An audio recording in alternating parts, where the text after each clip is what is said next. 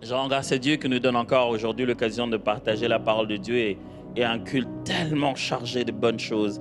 C'est comme un cocktail de bonnes choses en une seule matinée. On a les pasteurs, Joseph Mangisel, on a Frank. Vous n'avez pas vu Frank? Pour ceux qui ne connaissent pas Frank, bon, je ne vais pas parler de Frank aujourd'hui. Il y a personne qui arrive à m'avoir comme ça ici, comme Frank. Il a des... Non, Frank. Non, Frank. Pas aujourd'hui. Et je suis juste très honoré de partager avec vous la parole de Dieu dans cette nouvelle série qui s'appelle Hors série. Le pasteur a pris soin de nous dire que nous passons dans quelque chose où nous sommes dans... Ça ne s'appelle pas Hors série, vous en faites pas. On est juste hors série. Et ce que j'aimerais partager avec vous aujourd'hui, j'ai intitulé cela « Être conduit par Dieu ». La première difficulté de pouvoir prêcher un message comme ça, c'est de pouvoir le pratiquer déjà. Il faudrait être conduit par Dieu pour se mettre à prêcher, être conduit par Dieu.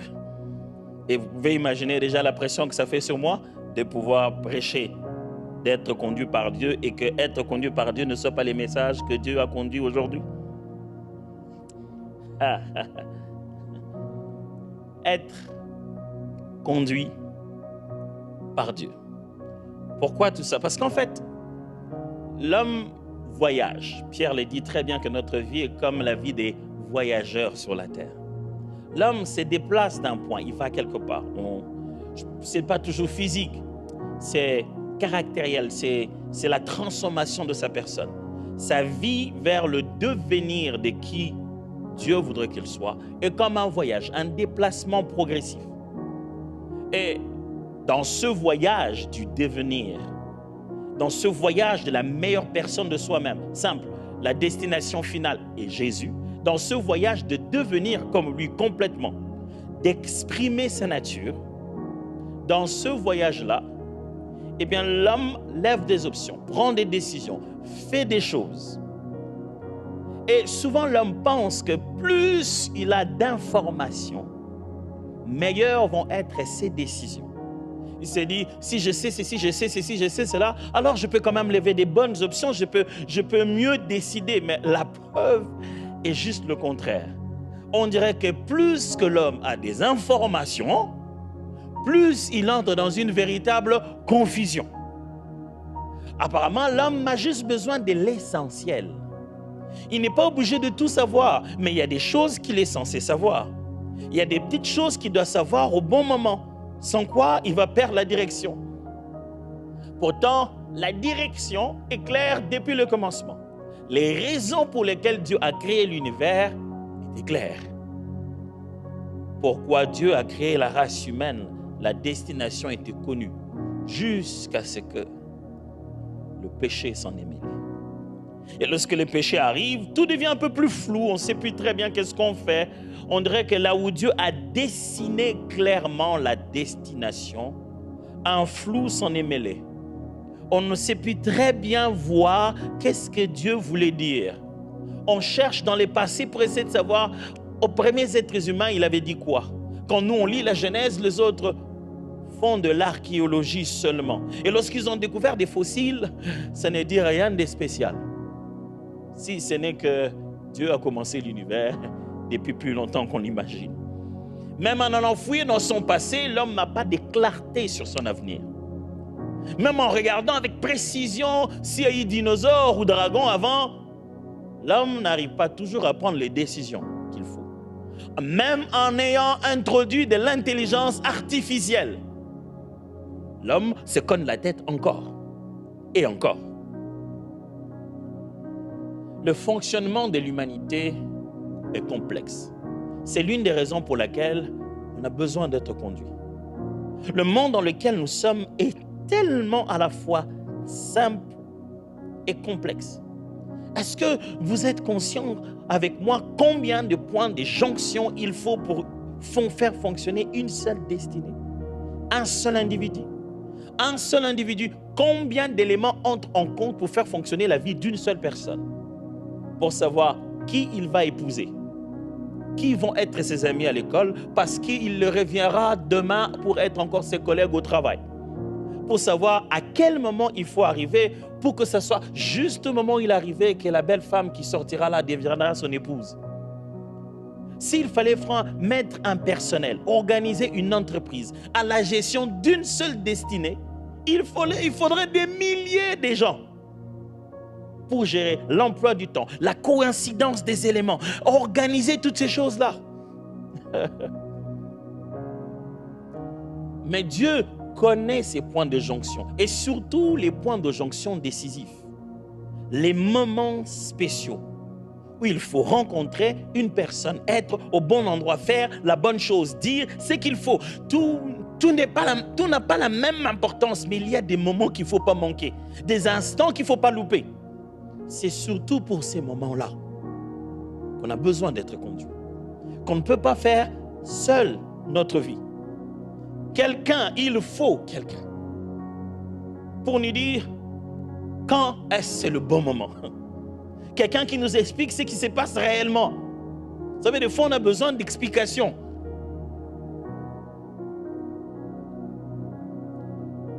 Quelqu'un qui nous explique non seulement ce qui se passe, mais aussi qu'est-ce qui va arriver après tout ça.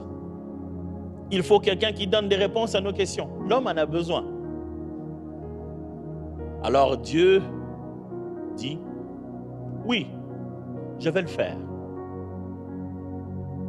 Je vais vous donner les réponses, je vais vous guider, je vais vous orienter. Mais je vais le faire de la manière dont le Père le fait. Je vais le faire avec une langue qui n'est pas la vôtre. Je préfère, si c'est moi qui dois vous conduire, je préfère vous conduire avec la langue que nous parlions au commencement.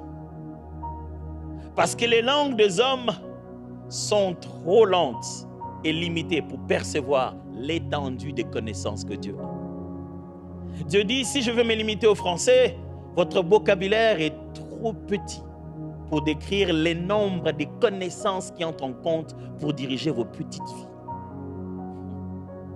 Dieu se dit, si je dois attendre votre langage, il est très limité, car il ne décrit que les choses que vous voyez ici. Pourtant, il y en a celles que vous ne voyez pas, qui entrent en compte pour faire fonctionner celles que vous voyez.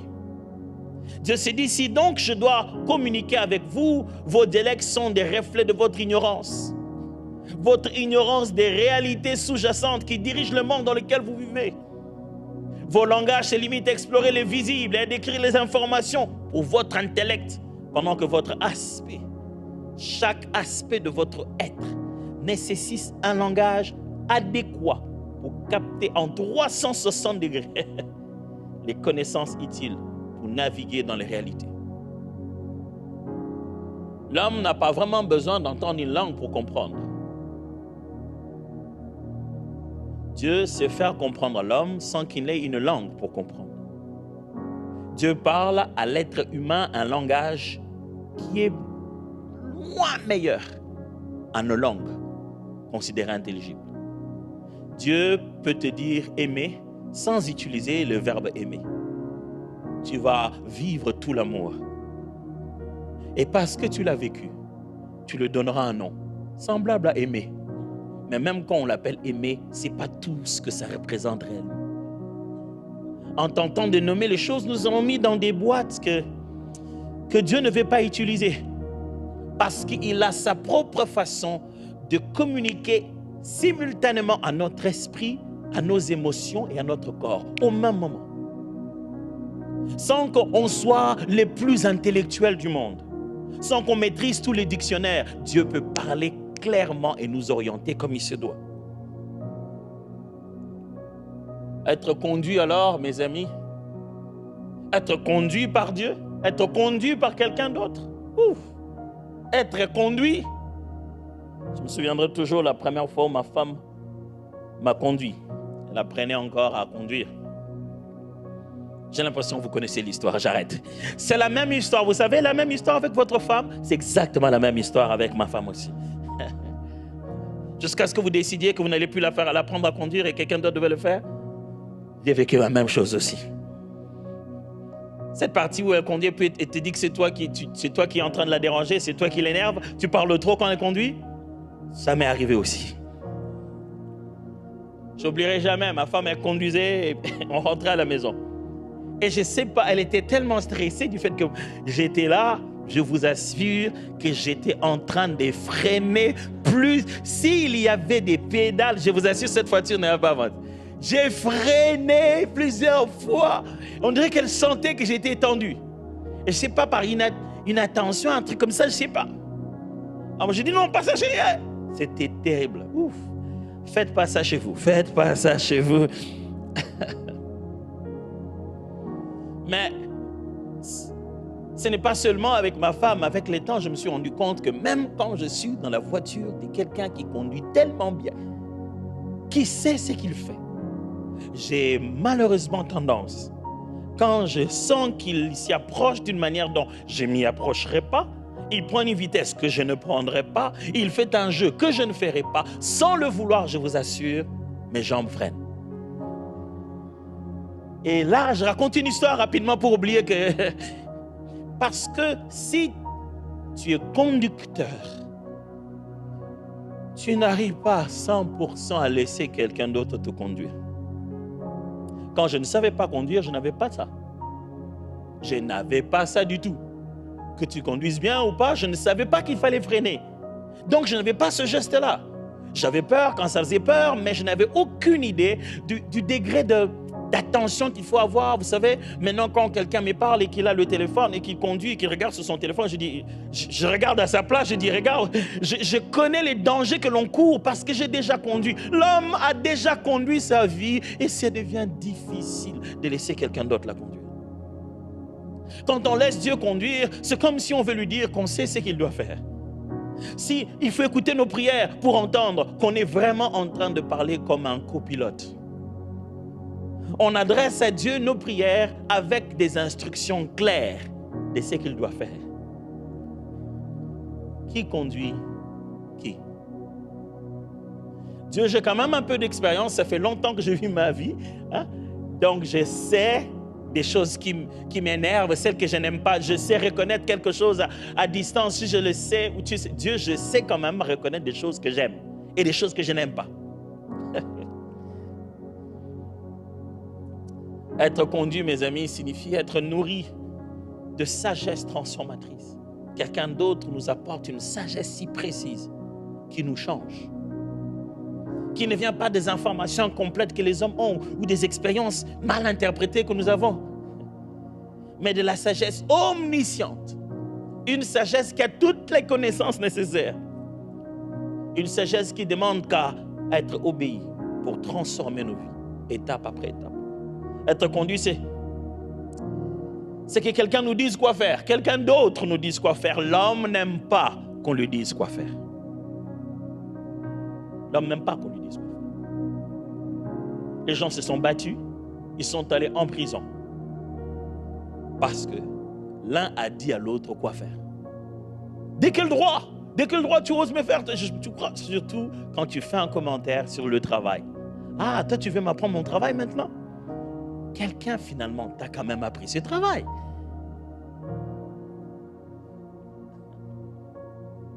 Être conduit, c'est difficile.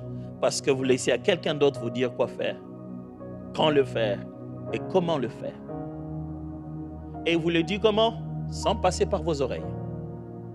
C'est là que ça devient compliqué pour nous. Sans nécessairement entendre avec nos voix. Par un silence qui dit tout. Il veut nous conduire, il s'était.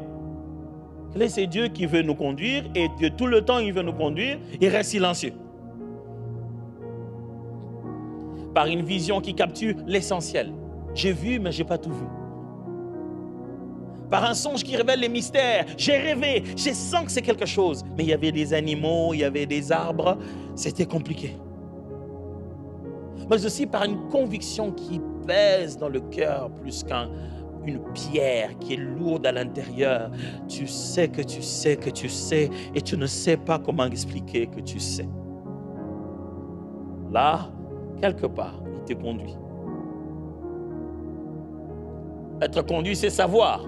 Savoir, mais sans être informé. C'est comprendre, mais sans attendre à savoir. Être conduit, c'est partir avec un ordre de départ, sans connaître la destination finale.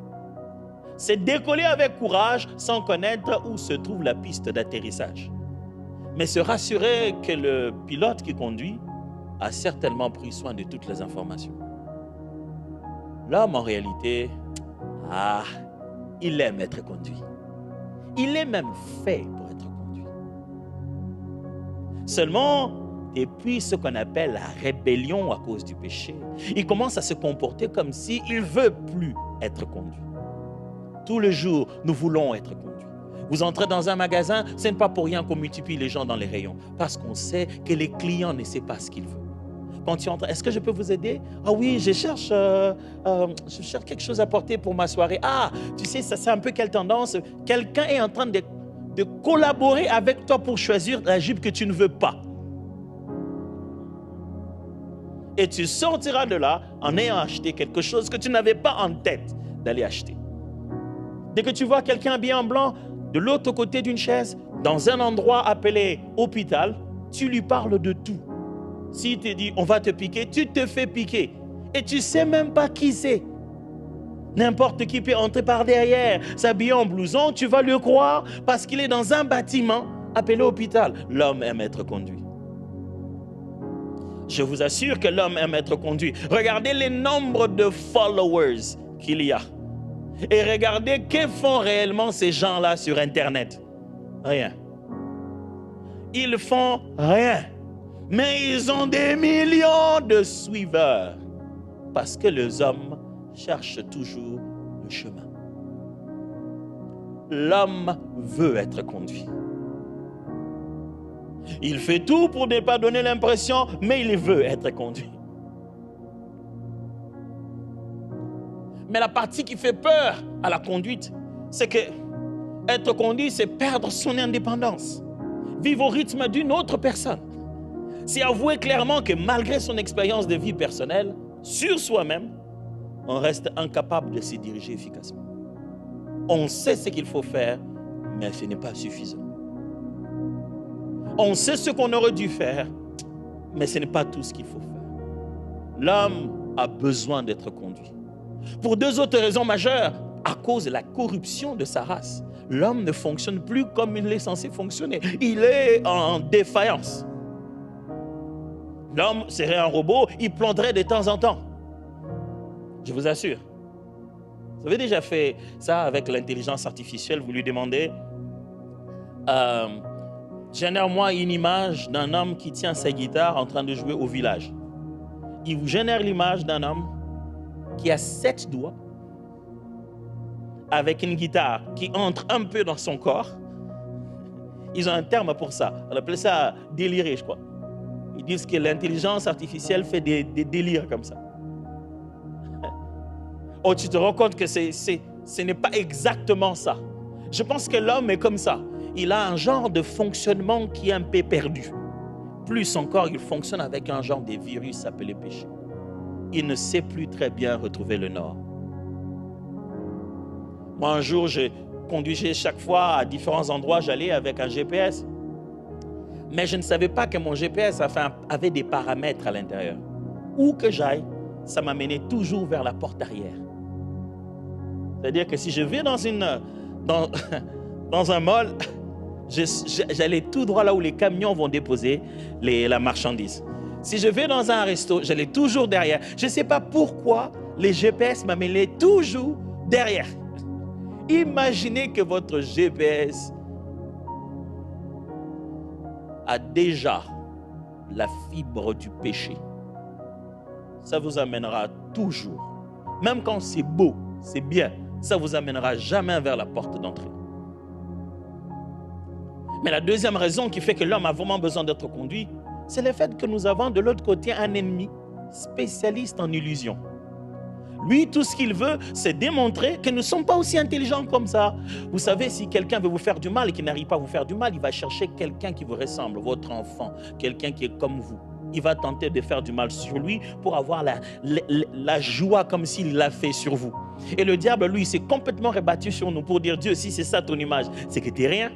Regarde, tu n'arrives même pas à comprendre. Dieu est tout content de ce que nous soyons son image et sa ressemblance. Et le diable dit, non, ces gens ne méritent pas ça. Regarde, ils ne sont pas normaux. Comment tu peux les aimer comme ça? Je vais te montrer qu'ils ne sont pas normaux. Ils ont demandé pardon. Demain, ils vont faire la même chose. Et vous savez quoi? Demain, exactement la même chose. Il dit, alors, regarde. Et Jésus vient et dit, Père, j'ai été là-bas. J'ai porté ce corps. Je sais comment ça fonctionne. J'ai des choses à te dire. Automatiquement, il devient un avocat auprès du Père. Ce qu'il dit au Père a du sens parce qu'il a été tenté de toutes choses comme l'un d'entre nous. Non seulement qu'il a pu dealer avec le corps, il a pu aussi arrêter la puissance du diable. Il devient donc la meilleure personne à nous conduire. Si quelqu'un qui n'a jamais été humain tente de me conduire, je n'ai pas envie. Il ne sait pas ce que c'est qu'être un humain. Si quelqu'un qui n'a jamais vécu le diable, je n'ai pas envie qu'il me conduise. Parce que le diable peut aussi le perdre. Nous deux, on sera au même endroit. Si il a vaincu le diable, il a vaincu le monde, et il a été dans la chair comme moi, il est qualifié pour conduire ma vie. Je veux celui-là. Mais alors, que faut-il pour être conduit par Dieu? Ça fait un bon moment que tu parles, pasteur Adams. Quand est-ce qu'on lira la Bible? J'aimerais vous proposer juste 2 choses pour être conduit aujourd'hui. D'habitude, j'en ai beaucoup. Aujourd'hui, j'en ai que 2. Que faut-il pour être conduit? Préparez-vous, c'est un verbe. Que faut-il pour être conduit par Dieu? 1. Écouter.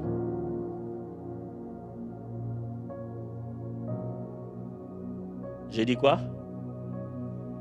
On dirait que vous ne m'avez pas écouté.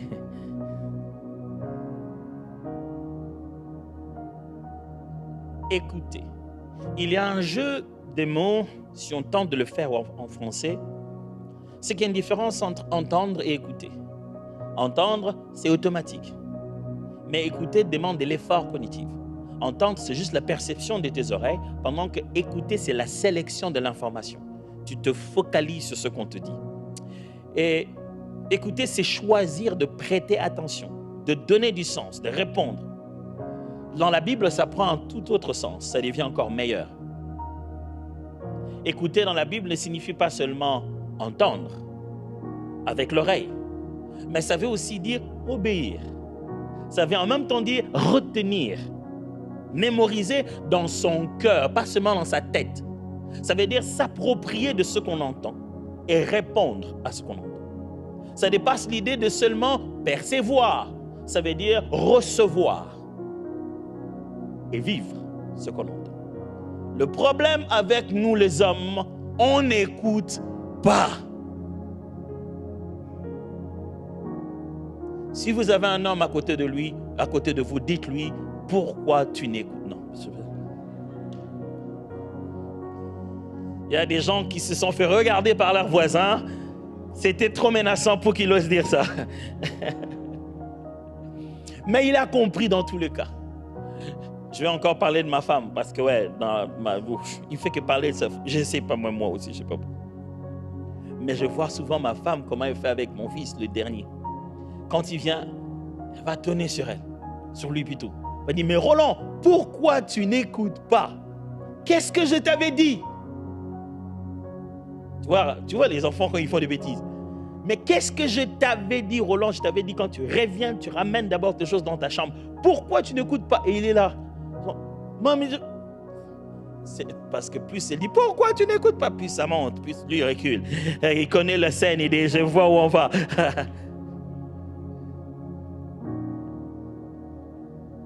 On se demande des fois pourquoi les enfants n'écoutent pas. On a simplement dit prends ça, mets là-bas. Qu'est-ce qu'il y a dans leur tête? C'est exactement ça que Dieu se demande. Pourquoi les enfants de Dieu n'écoutent pas? C'est dans Genèse jusqu'à Apocalypse. Qu'est-ce qu'ils n'ont pas compris?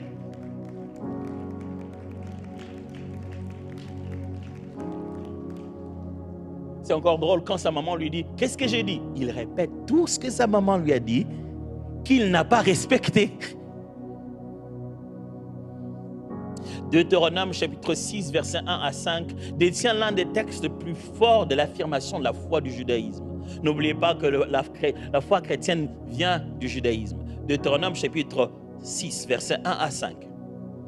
Voici les commandements, les lois et les ordonnances que l'Éternel, votre Dieu, a commandé de vous enseigner, afin que vous les mettiez en pratique dans le pays dont vous allez prendre possession. C'est Moïse qui est en train de rappeler à Israël, en route vers la terre promise, les commandements que Dieu a donnés, qu'ils doivent appliquer dans la terre que Dieu leur a promis. Verset 2. Afin que tu craignes l'Éternel ton Dieu, en observant tous les jours de ta vie, toi, ton fils et les fils de ton fils, toutes ces lois et tous ces commandements que je te prescris, et afin que tes jours soient prolongés. 3. Tu les écouteras donc, Israël, et tu auras soin de les mettre en pratique, afin que tu sois heureux et que tu multiplies, et que vous multipliez beaucoup, comme te l'a dit l'Éternel, le Dieu de tes pères, en te promettant un pays où coule le lait et le miel. Ici commence la belle phrase, qui se répète chaque fois qu'il y a des rencontres dans une synagogue. Écoute Israël, l'Éternel, notre Dieu, est le seul éternel. Ou l'Éternel, notre Dieu, est le seul Dieu, ou l'Éternel, notre Dieu, est un seul Dieu. Tu aimeras l'Éternel, ton Dieu, de tout ton cœur, de toute ton âme, de toute ta force. Dieu est en train de parler au peuple d'Israël. Il se prépare à entrer dans la terre promise. Moïse a déjà parlé. Vous imaginez comment l'homme a du mal à écouter? On a un premier livre qui s'appelle Exode, dans lequel se trouve la sortie du peuple d'Israël. Et Moïse leur dit la loi à l'intérieur, direct, genre live. Il est sorti, il descend, il leur dit la loi. Mais il y a tout un autre livre qui s'appelle Répétition de la loi. Parce que l'homme, une fois, ça ne passe pas. Il y a tout un autre livre qui s'appelle Deutéronome qui zoome sur toutes ces lois. Et même quand dans Deutéronome on a donné des lois, vient encore tout un autre livre qui zoome sur les lois lévitiques. Parce qu'une seule fois, ça ne suffit pas pour l'homme. Il faut répéter, répéter, répéter. Et ici, Dieu parle à Israël. Il dit, là où je vous envoie, c'est là où j'ai promis. Vous serez visités, c'est la terre promise. Le lieu où coule le lait et le miel. Mais écoute, Israël. Il ne parle pas à un individu, il parle à tout un peuple. On comprend tout de suite qu'il ne s'agit pas des oreilles là. Ça va plus loin. Ça veut dire reçois ce que je dis. Entends, retiens. Prépare-toi à agir. Alors, j'ai prévu aujourd'hui de vous faire juste 2 petites reformulations pour qu'en partant, on se dise, écoutez, ça signifie vraiment quoi? Ce que j'aime, c'est encore le fait que dans Marc chapitre 12, Jésus répète la même chose. Ce n'est pas une histoire de la loi passée avant le Christ, non. Là, on est en plein milieu de Christ. Jésus-Christ, on lui pose la question, on lui demande, quelle est la plus grande loi? La plus grande loi, le test, on veut savoir son niveau de connaissance de la Torah. J'aime le fait que dans Marc, il y répond exactement comme on y répondait à l'époque rabbinique, comme on y répondrait dans une synagogue. Dans les autres évangiles, il commence directement, tu aimeras l'Éternel ton Dieu. Mais dans Marc, il le répète pleinement, comme on l'a lu à partir du verset 4. Il dit, Marc chapitre 12, verset 29, la Bible dit, Jésus répondit, voici le premier commandement. Écoute Israël. Ok, le premier commandement, ce n'est pas tu aimeras. Avant même tu aimeras, il y a un prélude. À l'intérieur du premier commandement, il y a la force du commandement. Il y a le sens du commandement. Avant de dire aimer, avant de dire obéir, avant de dire ne pas tuer, tout ça là, il faut commencer par écouter. Jésus introduit ça très bien. Il dit, écoute Israël, le Seigneur notre Dieu est l'unique Seigneur. Commencez d'abord par là, écoutez. Intériorisez, mettez dans votre cœur. Et alors dit, et tu aimeras le Seigneur ton Dieu de tout ton cœur, de toute ton âme, de toute ta pensée et de toute ta force. Voici les seconds. Tu aimeras ton prochain comme toi-même et il n'y a pas d'autre commandement plus grand que cela.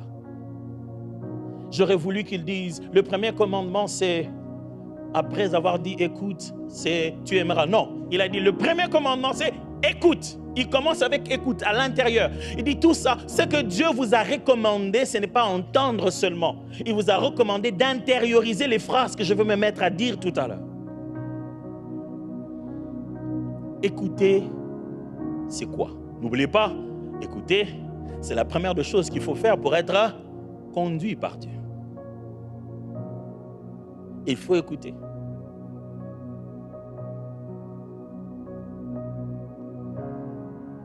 Nous sommes dans la génération où les gens, quand ils marchent en cours de route, ils ont des oreillettes, des écouteurs.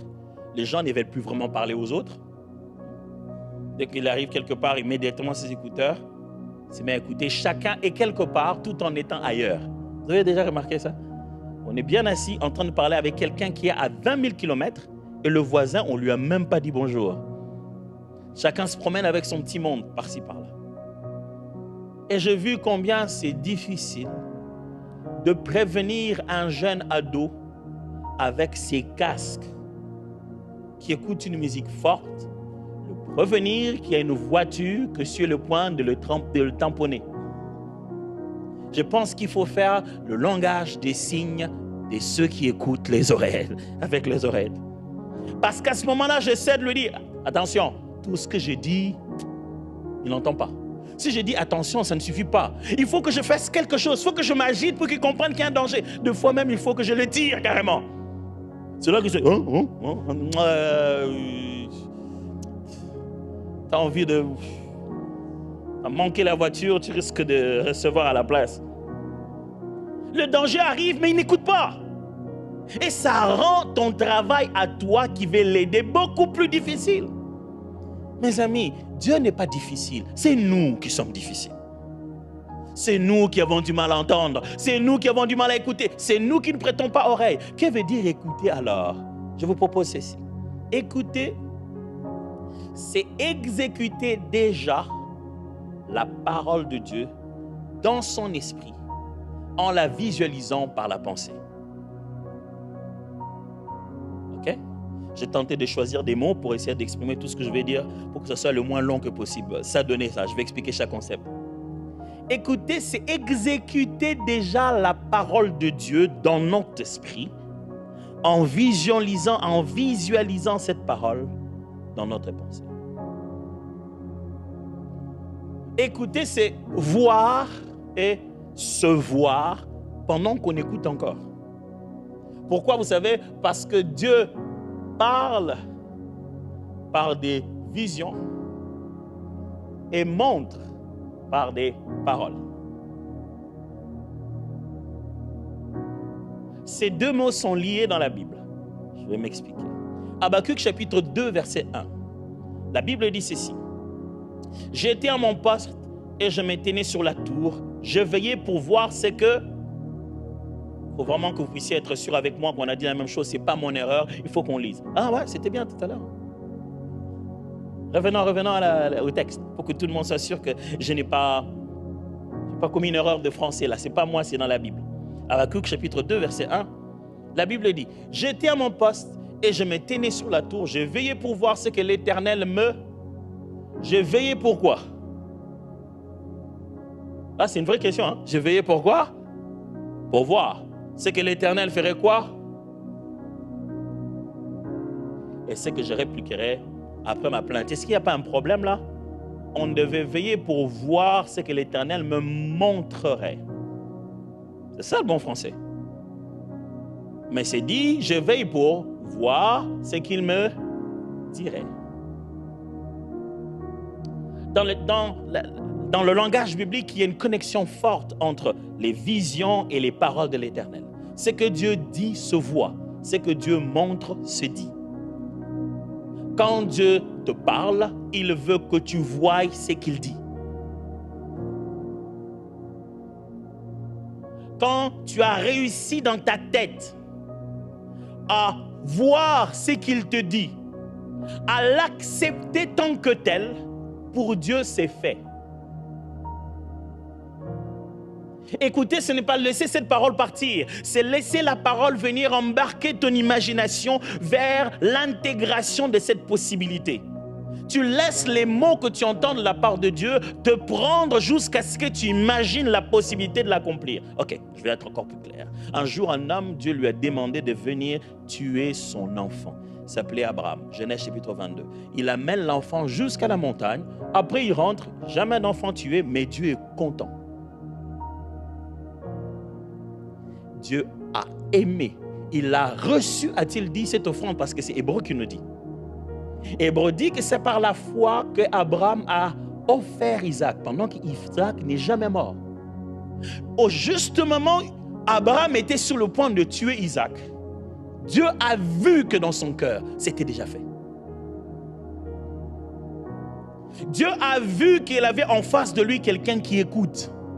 Mes amis, tant que la parole de Dieu, les orientations de Dieu n'ont pas encore été consommées dans votre tête, vous aurez du mal à les rendre pratiques. Dieu sait si vous l'écoutez à partir des images qui se formalisent déjà dans votre tête.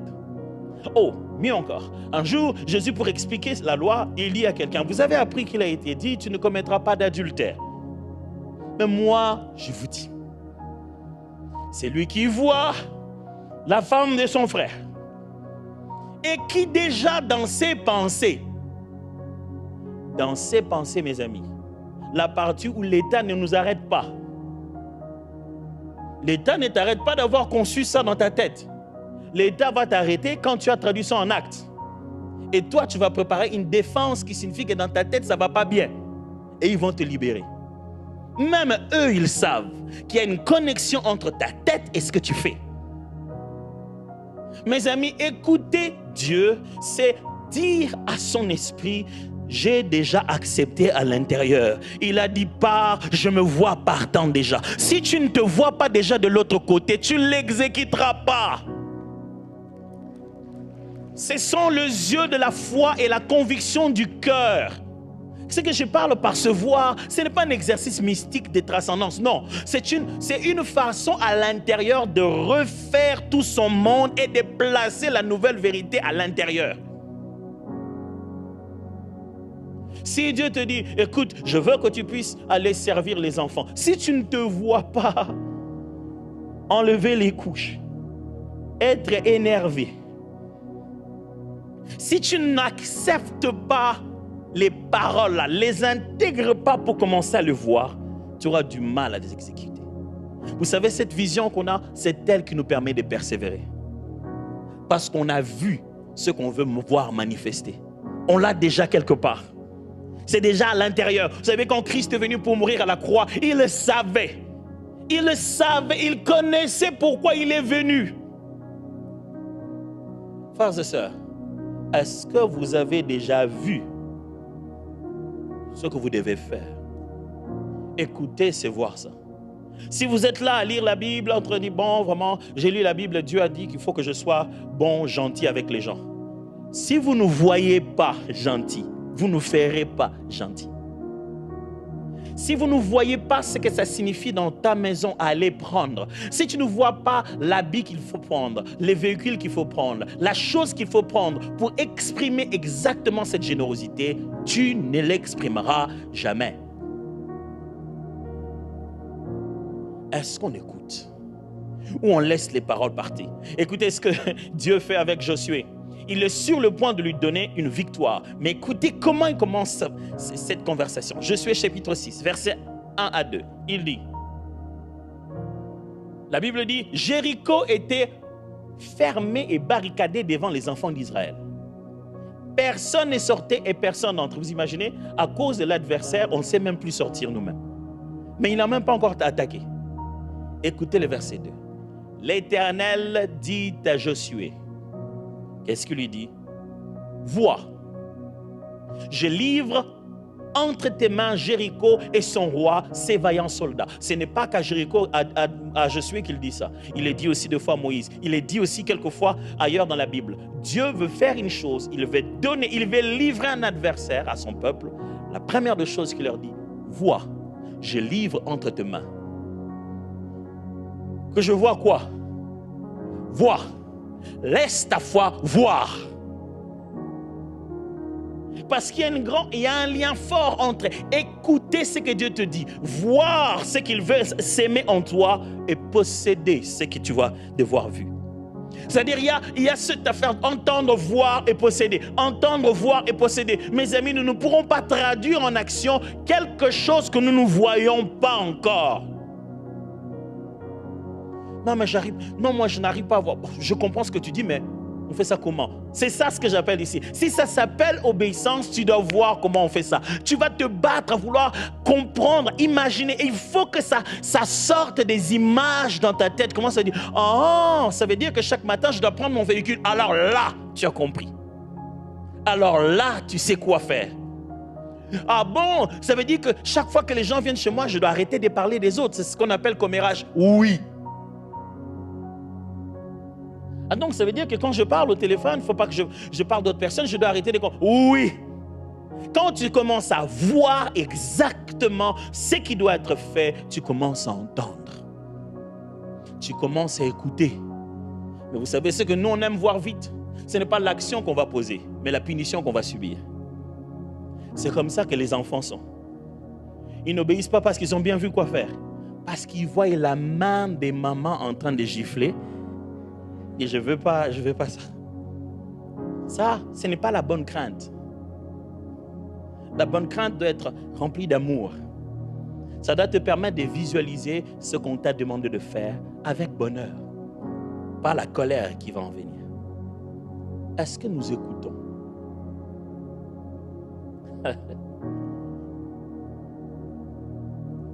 J'avais promis 2 points. J'ai parlé du premier point.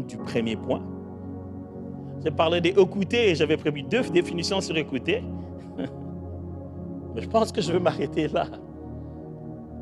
Frères et sœurs, est-ce qu'on veut être conduit par Dieu? Est-ce qu'on veut que dans les moments spéciaux de notre vie, les endroits où il faut prendre la bonne décision, être au bon endroit, faire la bonne chose, on veut en recevoir une orientation divine? Et après avoir posé les gestes, on se dit, oh, comment tu savais? Je ne savais pas. Si lui, il le sait, ça me suffit. Moi, je me laisse de juste conduire. Je n'ai pas besoin de tout savoir. J'ai juste besoin d'obéir.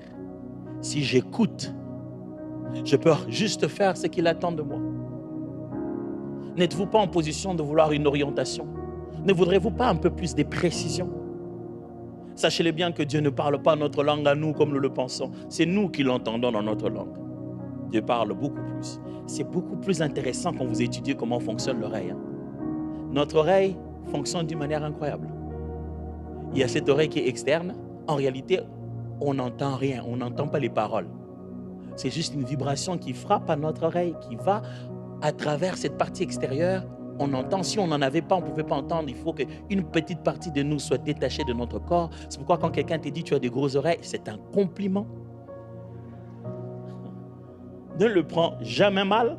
Si on n'en a pas, le son nous passerait comme ça, nous serons incapables de percevoir. C'est pourquoi ils sont légèrement détachés de notre corps pour arrêter le son et l'introduire en nous. Quand il entre en nous, il n'y a pas que ça comme oreille, il y a encore ce qu'on appelle l'oreille interne. Et vous savez là-bas, qu'est-ce qu'il y a? Il y a une sorte de liquide qui est à l'intérieur, qui fait que quand le son arrive, il vibre. En fait, on n'entend même pas les paroles. On entend une vibration sonore qui retentit sur du liquide. Dans nos oreilles, il y a du liquide. Et qui après va monter sur notre système de cerveau. Et qui va interpréter ça par des émotions et des ressentis. Et notre cerveau va chercher des informations qu'on a dit, ah, ce genre de son, ça veut dire « je t'aime ». On n'a pas entendu « je t'aime », la tête a entendu « je t'aime ». Mais ce qui est allé à l'intérieur, c'est complètement autre chose. C'est exactement pareil. Quand Dieu nous parle, il utilise un tout autre mécanisme. On n'a pas besoin de l'entendre dire « saute ». Mais on peut comprendre qu'il veut qu'on saute. Ce qu'on a besoin, c'est de saisir sa volonté pour nous. Mes amis, laissez-vous être conduits par Dieu. Votre famille ne tombera pas dans les problèmes inutiles. Laissez-vous être conduits par Dieu. Ça fonctionne même dans votre travail. Si Dieu vous conduit, vous rendrez votre mari heureux, vous rendrez votre femme heureuse. Même dans nos relations, mes amis, on prend des décisions et quelqu'un te dit, oh, c'est comme si tu savais. Mais toi-même, tu t'es dit, au fond, j'ai juste eu envie. La Bible dit, le juste trouve dans son cœur de voie tout tracée. Et une voix qui lui dit, tourne à gauche, tourne à droite. Mes amis, ça peut être des options simples que vous avez levées. Mais après des années, vous vous rendez compte. Dieu m'avait conduit. J'ai 4 enfants. Je ne veux pas qu'un jour, 2 ans, 3 ans, 4 ans, 5 ans, 6 ans, quand ils ont grandi, maintenant on se fait des débats, il y a des contradictions, il y a de l'opposition. Ils ont maintenant leur propre voix, de plus en plus. Je suis en train de voir comment je vais diviser le loyer par 4, 5 pour que chacun paye. Je paye pour ma femme. Ça, le droit à la parole fait le droit, l'obligation au loyer. Ça va taire les gens. En fait, tout ce que je ne veux pas, c'est que demain mes enfants disent « Papa avait pris une mauvaise décision ». Et en même temps, on leur dit « Papa était conduit par le Saint-Esprit. Papa était pasteur. Il n'a fait que prendre mauvaise décision après mauvaise décision. » Pendant que j'ai dit à Jésus de conduire mon foyer, je lui dis de tout prendre, de tout faire. Pourquoi j'essaierai de faire encore? Je sais que j'ai besoin d'être conduit. La bonne nouvelle est celle-ci. Si vous lui demandez de vous conduire, il vous conduira. Vous ne le sentirez peut-être pas. Vous ne le verrez peut-être pas. Il a plusieurs façons de faire parvenir sa volonté dans nos cœurs. Mais si vous êtes soucieux de faire ce qu'il veut que vous puissiez faire, si vous ne savez pas le voir de jour, il vous le fera même rêver de nuit. Si vous ne savez pas le rêver de nuit, vous en aurez comme une imagination en parlant. Et puis on m'attend dit, ah, mais j'avais cette pensée en moi. Parce qu'il sait mettre en nous le vouloir et le faire. Frère, on ne sait pas vaincre ce monde si on n'est pas conduit par Dieu. Je vais être là où il fallait que je sois et absent là où il fallait que je ne sois pas. Je ne veux pas me retrouver au mauvais endroit au mauvais moment. Qui est donc celui qui me conduit? Comment m'amène-t-il au mauvais endroit, au mauvais moment? Je ne veux pas des mauvais rendez-vous avec la destinée. Je veux être là où il voulait que je sois, au moment où je dois être, faisant ce qu'il attend de moi, juste en train d'être bon et fidèle serviteur.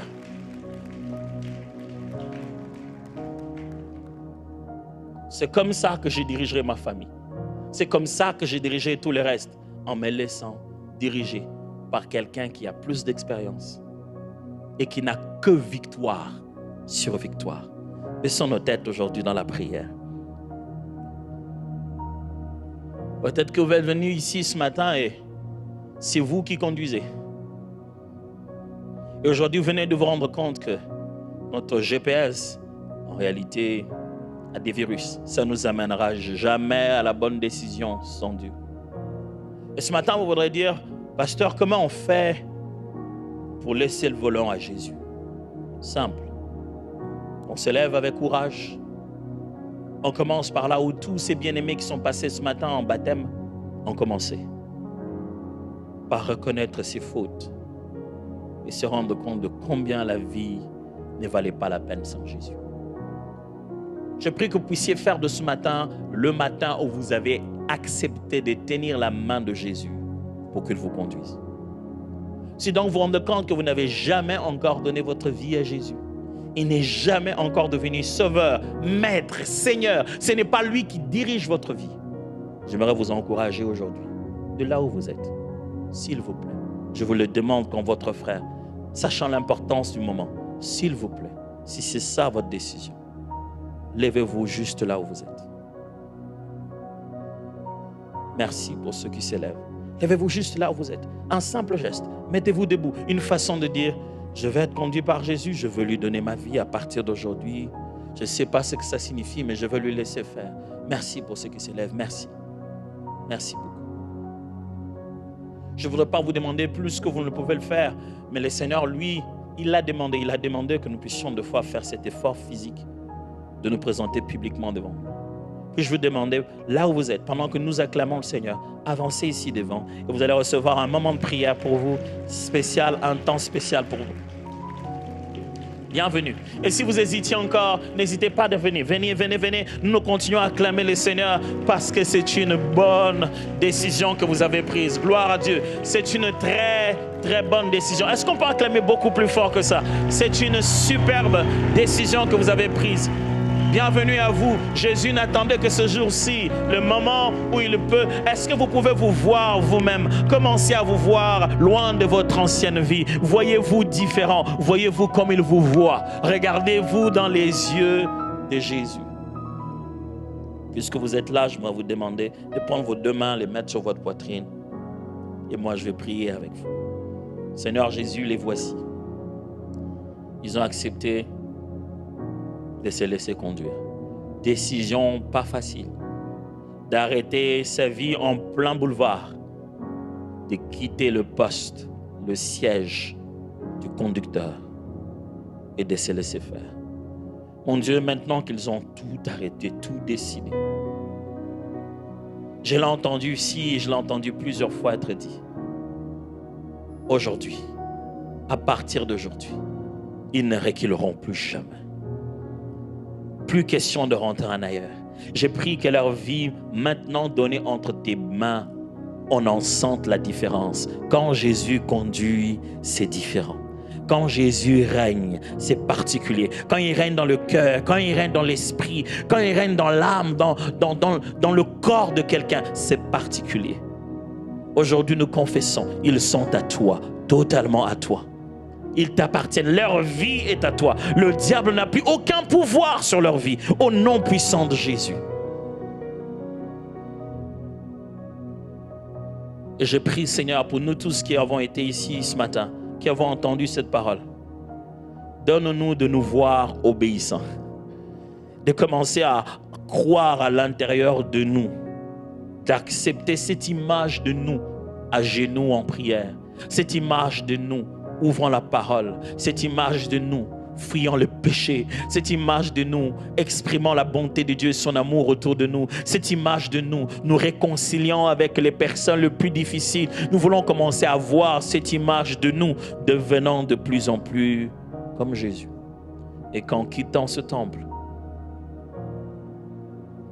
désormais, tu es un peuple que tu conduis, un peuple tout à toi, au nom de Jésus. Amen. Est-ce qu'on peut acclamer les Seigneurs? Je vais vous demander à vous qui êtes ici de suivre mes amis qui sont là. Juste pour un petit moment, ils ont 2-3 choses à vous dire. Alors, pasteur, la parole.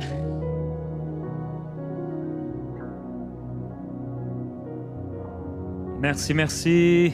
On peut se lever ensemble pour terminer cette célébration. J'aimerais prier pour chacun de vous pour cet après-midi, les jours qui sont là devant vous. On va se retrouver à notre mercredi plénitude à 19h. Seigneur, on te remercie pour ta parole. Non seulement on a voulu l'entendre, mais également l'écouter. Merci pour tout ce que tu as fait. On est tellement reconnaissants. Seigneur, également pour ces personnes qui aujourd'hui ont pris cet engagement de marcher avec toi tous les jours de leur vie dans une bonne conscience. Reconnaissant pour chaque personne qui est ici ce matin. Chaque personne est venue avec des interrogations, avec des décisions aussi à prendre pour certains. Et aujourd'hui, tu nous as encouragés à pouvoir écouter, prendre le temps d'écouter. Et comme dit ta parole, pas seulement écouter, s'abuser par de faux raisonnements, mais mettre cette parole qu'on a écoutée, qu'on a entendue en pratique. Père, je veux bénir chaque personne ici dans les situations des uns et des autres.